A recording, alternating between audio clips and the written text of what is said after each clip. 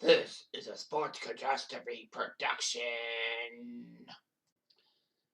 Hey there, how there, ho there, it's Jeff Cutastrophe. Welcome to another Sports Catastrophe on this date. And on this date, January 14th, 1996, one of the best AFC title games happened. It's underrated, but it was a doozy. So anyway, let's talk about the 1996 NFL playoffs. Of course, when I say 96, I mean, Super Bowl 30 happened in 1996. That's how I do it. So the wild card round happened. Buffalo on home turf took care of Miami 37-22. Philadelphia on home turf crushed the Lions in divine powder 58-37 in one of the highest scoring games. I don't know if it's still the highest scoring playoff game in history. No, it's the second highest in postseason history. 58-37, so 95 points. Not bad. Then Green Bay on home turf took care of Atlanta 37-20. And the Indianapolis Colts, their first game in San Diego on wildcard weekend with Dick Enberg and Bill Sims on the call, won 35-20. It was amazing. And Zach Crockett shocked a lot of people. He was a rookie. Marshall Faulk was injured on the first play of the game. And he ran for 147 yards, 2 touchdowns. And it didn't help that San Diego threw 4 interceptions by Stan Humphries. So the Colts, with that win, would move on to the divisional round. In the 96, and Pittsburgh on home turf won by a score of 40-21, crushing the Bills and setting up a home playoff game on home turf.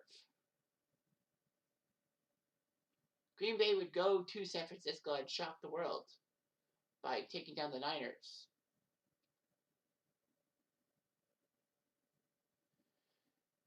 Dallas would beat Philly 30-11 on home turf, so it'd be the Cowboys and the Packers for the NFC title. In the AFC, the Colts went to Kansas City. It was cold, -10 Celsius or 14 Fahrenheit. And for the 77,000 fans, Enberg and Sims were doing the game again. It looked huge. Indianapolis were really got troubles. They don't have Marshall Faulk because of injury, and Tony Siragusa, recently RIP, was out due to illness. So everyone thought Kansas City had it. But when you have a kicker who missed 3 field goals, like Lynn Elliott did for the Chiefs, they're a screwed ball. The Colts somehow won 10-7. I mean, Lynn Elliott missed a 42-yard field goal that would have tied the game. So now we got to the AFC title game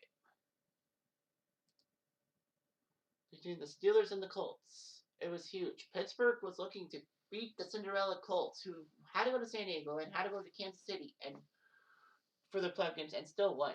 It was amazing what they could do and all that.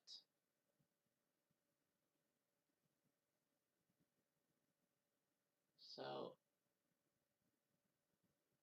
it was amazing. Enberg and Sims obviously doing the game for NBC. So Pittsburgh were 12-4.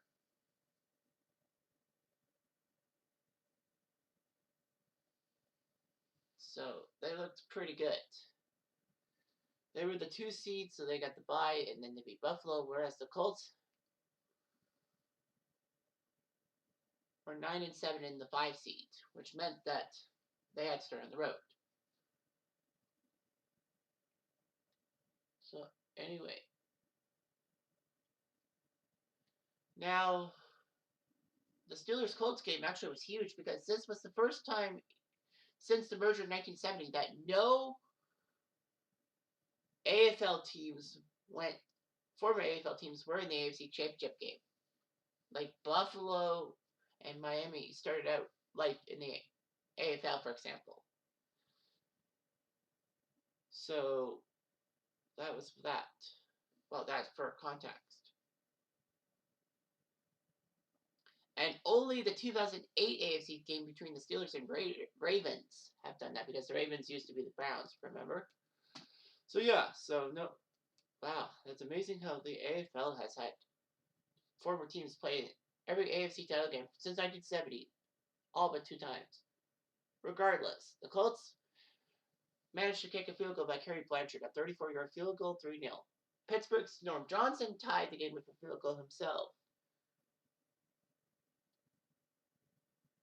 So, anyway, it was huge. They could do. And then, with a close game being 6-3 for the Colts, Neil O'Donnell threw a pass to Cordell Stewart, who was a wide receiver at that time. He was also a quarterback, but yeah, he was a dual threat. Cordell makes the catch. Touchdown. Steelers up 10-6. One problem, though. TV replay said that Stewart put his foot out of bounds before making the catch, which means, obviously, he was ineligible for the play. But they didn't call the call.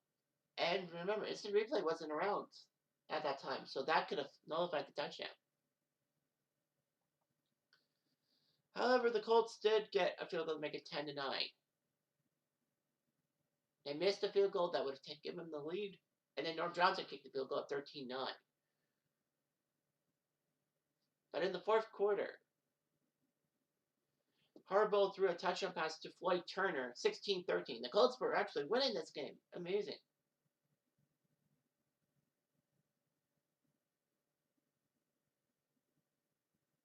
So Pittsburgh got the ball with 3 minutes left. Bam Morris got the touchdown with 1:34 left. It's 20-16. So the Colts had to have one more play. They got to the Steelers' 29-yard line with 5 seconds left. Obviously, you can't kick a field goal because that's not enough points. So Harbaugh reared back, threw it. And it lofted high. There were Colts and Steelers in the end zone. Aaron Bailey had the ball against his chest, and it looked like Bailey would have made one of the greatest catches in AFC title game history, but it bounced down on the turf. Aaron Bailey could not believe it. The failed Hail Mary, one of the best failed Hail Marys in history, and it could have got the Colts an unlikely trip to the Super Bowl, but no, it fell. It was just horrible. And all that. The Steelers would go on to lose Super Bowl 30 thanks to Neil O'Donnell's 3 terrible interception throws to Larry Brown, who got a contract from the Raiders after that. Anyway, so the Steelers won. But of course, people who said that Cordell Stewart's touchdown should definitely not have counted were happy with, the Steelers lost. But anyway, people wanted instant replay to come back and all that.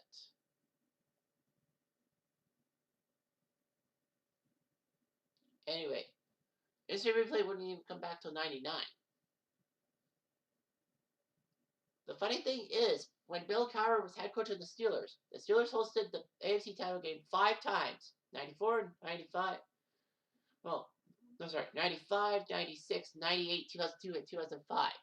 Ironically, that's the only time the Steelers have won on home turf in the AFC title game.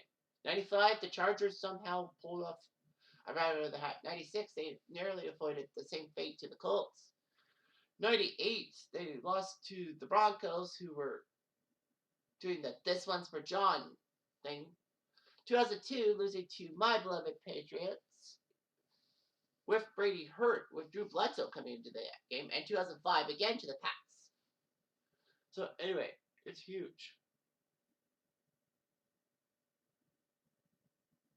So anyway, yeah, the Steelers had problems. Ted Marchibroda actually was the Colts head coach.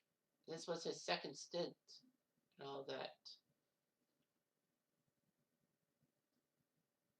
After Cleveland left for Baltimore, Marchibroda was made their inaugural head coach, I guess because of him being in Baltimore. Tony Siragusa would head to Baltimore alongside Marchibroda and pick up a Super Bowl ring.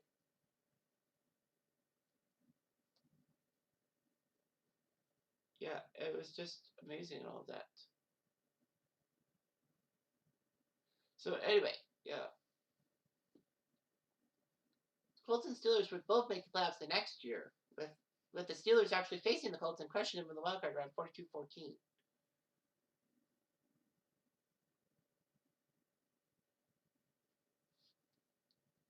Yeah, it was so close and all that. One of the best Steeler Colts games ever. Actually, that Steeler Colts best game ever, playoff game ever thing was stripped away when 2005, well, the 05-06 divisional round in Indianapolis, where the Colts were considered heavy favorites against the Steelers, and Pittsburgh, as the sixth seed, shocked everyone by winning the game 21-18, aided by a Big Ben swipe tackle and a missed field goal by Canadian Mike Vanderjack. But anyway, yeah, so close, yet so far. Anyway, I'm Jeff Diamond. I do.